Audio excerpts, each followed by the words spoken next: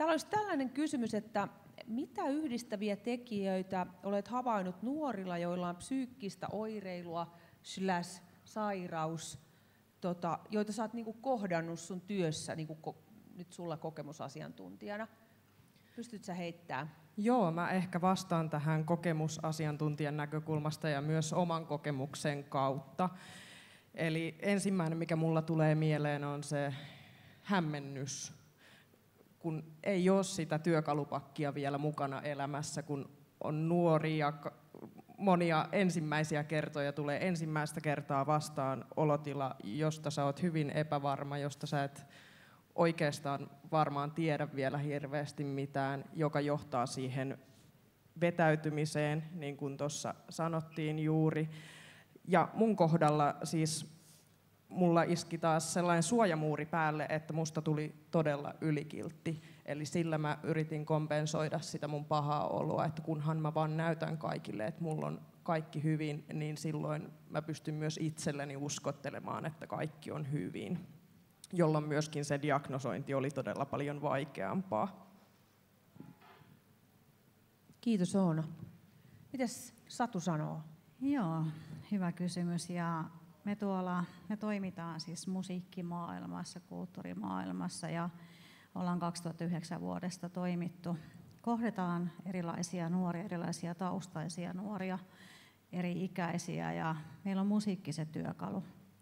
Mä tästä nostan elokuun lopussa oltiin tällä lavalla Raskas ei kiusaamisesta tapahtumassa ja nuori sai paniikkihäiriökohtauksen kesken keikkaa. Ja sitten mä tulin lavalle ja otin nuoren kiinni ja rutistin häntä ja ei tarvi sanoja. Sun ei tarvi sanoa, että kyllä se siitä ja tsemppaat vaan. Ei, siinä vaiheessa se sanat on turhaa. Läsnäolo on kaikkein tärkein asia nuorelle. Sä voit olla ihan hiljaa, sun ei tarvi sanoa mitään. Ja me siirryttiin tuonne lavan syrjään. Seuraava setti tuli lavalle ja sitten kysyi, että haluatko te mennä vielä lavalle? Halutaan. Ja nuori tuli lavalle ja hän veti todella hyvin. Se on striimattuna, löytyy YouTubesta. Tuossa on yksi semmoinen esimerkki. Eli läsnäolon voima on kaikkein suurinta, mitä tuolla niin kuin näin kokemusasiantuntijana nuorten kanssa pitkään toimineena 20 vuotta, niin on ehkä tärkein asia, että nuori kokee, että on turvallinen paikka. Ja teille vanhemmille, jotka olette nuorten kanssa, joilla on psyykkisiä ja mielenterveysongelmia, niin älkää jääkö asioiden kanssa yksin, että on järjestöjä, on muita. Ja kun te tuotte, mä sanon monta kertaa vanhemmille, jotka soittaa, että miten mä saisin tämän nuoren teidän toimintaan, että te teette niin hyvää työtä. Mä sanon, että meille voi tulla vierailemaan koska vaan. Älä pakota, painosta, työnnä sitä nuorta. Vaan tuu mukaan, ei tarvitse soittaa. Meillä voi osallistua ilman niin kuin, että ei ikinä ole soittanut kitaraa. Ja se niin kuin mahdollistaminen, että hei, tässä on tämmöinen, kato jos haluat. Se tulee sieltä. Kiitos Satu. Mitäs Tiina? Kiitoksia. Mä mietin, että mikä on tulokulma tähän nuorten kohtaamiseen, että työssä, mitä olen tehnyt ennen tätä pestiä, niin on ollut nuoret, jotka on tulleet puhumaan siitä, kun vanhempi sairastaa. Perheessä on psyykkistä sairautta tai mielenterveyden tai päihdeongelmaa. Ja siinä tulee se semmoinen, että heillä on itselläänkin huomaa, että se niin kuin oma elämä on jumissa ja jotenkin mielialan laskua tulee ja niin kuin vähän masennusta ja muuta. Ja se on semmoinen, niin kuin, siinä on ollut, että onko mulla oikeutusta niin kuin omaan elämään. Ne on lähtenyt jotenkin siihen, että omat vanhemmat ovat kasvattaneet, on elänyt perheessä, mutta sitten yhtäkkiä se semmoinen, että kun mun pitäisi ruveta keskittymään omaan elämään, niin mä huomaankin, että mä oon jumissa ja mä oon niin kuin masentunut. Ja se on se semmoinen, mikä on niin kuin monestikin, että kun Oona tuossa sanoit, että rupesit suorittamaan, niin aika moni suorittaa. Eli sitten niin kuin se, että mistä otetaan koppi, niin kuin millä tavalla niitä tuolla nähdään, niin ei välttämättä nähdä koulumaailmassa eikä opiskelumaailmassa. Sitten se laitetaan se moodi jotenkin, että mä oon täyden kympin tyttö ja mä sillä tavalla niin kuin selviän elämässä. että se ei välttämättä semmoista niin kuin negatiivista käyttäytymistä ole tai muuta. Ja sitten mä aina sen sanoisin, että meidän pitäisi niin kuin kysyä, ei olettaa. Se on se semmoinen, että me ei voi tietää, miten toinen voi, jos me ei kysytä. Hyvin sanottu, ja siis mä oon ihan samaa mieltä näin päihdeläheisenä, mitä sanoit, että se on yksi rooli semmoinen, että ollaan niin sanotusti sankareita. Kyllä, hyvää tekstiä. Mitäs Hanne? No meillä kriisikeskuksella nuoria, kun käy vastaanotolla, niin useilla on justiin koulutuksen kanssa on probleemaa tai sitten työssä. Ja sitten tällaiset arjenhallinnan haasteet näkyy myös. Ja isona asiana on sitten nämä taloudelliset ongelmat, mitä on. Kiitos. Mitäs Karri? No mä kiinnitin tuohon Oonan puheenvuoroon huomiota ja siihen ylikiltteyteen. Tavallaan niin kuin isänä ajattelee, että lasten pitää olla reippaita ja tottelevaisia ja arvottaa korkealle koulumenestystä ja monia muita asioita. Mutta ne on sitten aika mekaanisia juttuja lopulta, että onko siellä sitten kuitenkin pitää vähän muilla tavoilla osata kurkistaa. Ja sitten siinähän on tavallaan se, että läheiset voi havaita jotain. Ihminenhän ei aina itse havaitse omaa tavallaan niin kuin omia ongelmiaan tai omaa masennustaan tai jotakin.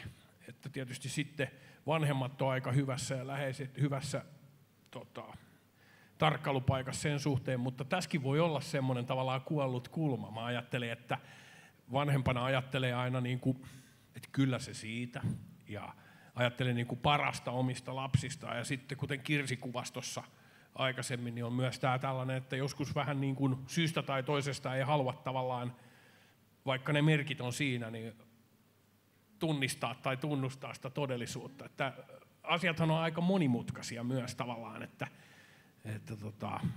mutta joo, se jäi mieleen, niin kuin toi, että täytyy muistaa se, että vaikka kaikki tavallaan niin kuin päällisin puolin tai tällaisilla arjen mittareilla on niin kuin järjestyksessä, niin sit kuinka oikeasti menee, on sitten eri asia.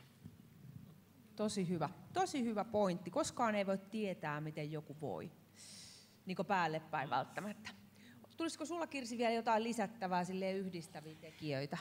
Joo, tulee. Nimittäin tämä oli kamalan vaikea kysymys mulle, kun mä näen erikoissairaanhoidossa, siis tietysti ja nuoret on niin yksilöitä ja mä näen koko kirjon. Yhdistävä tekijä on se, että nuoret ei halua huolestuttaa vanhempia. Nuoret ei halua, että heidän oireilustaan kerrotaan vanhemmille. He eivät halua aiheuttaa huolta ja voi olla, että hävettää. Mulla ei ole oikeus voida huonosti, kun mulla on kaikki hyvin. Meillä pääsääntöisesti otetaan vanhemmat mukaan hoitoon. Ja mä oon tehnyt semmoisen havainnon, että kun vanhempi on mukana ja tietää riittävästi, ei tarvitse kaikkea tietää, mutta tietää riittävästi, niin esittäminen kotona voi loppua ja se helpottaa hirveästi koko perheen tilannetta. Kiitos. Toi oli jotenkin ajattelee, että tärkeä kulma oivaltaa itsekin sen, että tietyllä tavalla, vaikka se oma lapsi saattaa näyttää, että se voi ihan hyvin, mutta uskaltaako se kertoa mulle, kun mä oon niin lähellä. Kiitos. Ja sitten jotenkin mä ehkä jäin niin miettimään sitä, että vaikka me ollaan lähellä ja me ollaan saatavilla, mutta ollaanko me oikeasti aidosti läsnä niille lapsille ja nuorille? Ilman, mä oon. Niin, mä kyllä niin haluan olla. Niin, no se on varmaan semmoinen tietoisuuskysymys, on haastava kysymys niin kuin meille kaikille, että kuinka tietoisesti me pystytään olemaan kaiken tämän kaman kanssa, niin kuin työt ja harrastukset ja muut. Ja sittenhän on se semmoinen niin kuin arjen yhteinen ilmatila tavallaan, jonka mukana vaan vähän niin kuin mennään tavallaan. Totta. Niin kuin kaikki tietää, että mitä pitäisi tavallaan toimia ja niin kuin on harrastukset ja näin. Ja sitten, että haluaako tavallaan sitä rikkoa sitä sellaista. Että mä niin kuin ymmärrän tonne, että kyllä. Lapsetkin miettii niin kuin sitä, että mä haluan säikäyttää tai suututtaa mun vanhempia tai jotain. Ja sitten se on se kuuluisa niin kuin elefantti olohuoneessa, vai mitä sitä sanotaan, että joskus tavallaan ihmiset yhdessä haluaa vaalia sitä hyvää fiilistä, eikä sit niin kuin joku lopulta niin kuin, no, että nostetaan nyt kissa pöydälle, että mikä tässä nyt niin kuin kaihertaa. Satulla oli Joo, ja monta kertaa se on niin, että ne omat vanhemmat, niin justiin meiltä nuorten suusta kuuluu se, että en mä viitti sanoa. Mä en halua niin kuin kuormittaa omia vanhempia, ja meillä tosiaan pyörii oma valmennus tuossa Seinäjoen keskustassa lähinnä sekä etänä. Ja on semmoisia hetkiä, jolloin se nuori sanoo meidän valmentajalle, että mä en halua tänään soittaa, mä haluaisin vaan jutella sulle. Ja se, että onko se oma vanhempi tai oma lähipiirissä tai siinä harrastustoiminnassa, tärkein on se, että se nuori jollekin ihmiselle pystyy luottamuksellisesti puhumaan. Ja tavallaan sen turvallisuuden, sen ympäristön niin kuin mahdollistaminen sille nuorelle. Ja me mä oon opettaja, pitkälinjan opettaja ja teen pitkäaikaistyöttömien kanssa edelleenkin töitä myös yrittäjänä, niin mä kohtaan niitä ihmisiä, mä kohtaan niitä romahtamisia siinä valmennustyössä, niitä vanhempia, jotka kantaa sitä suoritusmeininkiä. Ja se, että se ihmisen kohtaaminen yksilöinä, mä oon aina viroksunut kaikkia arviointijuttuja. Mä oon se, että pitäisi olla arviointia ollenkaan, koska miksi me arvioidaan, kun me ollaan yksilöitä. Kaikki tämmöinen tasapäistäminen niin pois tästä maailmasta meiningillä. Se on mun mielipide. Mä oon aina ollut vähän vastarantaan kaikkien perunjuttujen kautta, mutta se, että se pointtina, että se nuori tai nuori aikuinen tai te vanhemmat, että jos teillä ei ole lähipiirissä tai ei ole ystäviä, niin joku henkilö, kenen kanssa voisi turvallisesti jutella. Me halutaan olla siitä kyllä mukana tekemässä sitä tärkeää työtä, niin kuin he kaikki.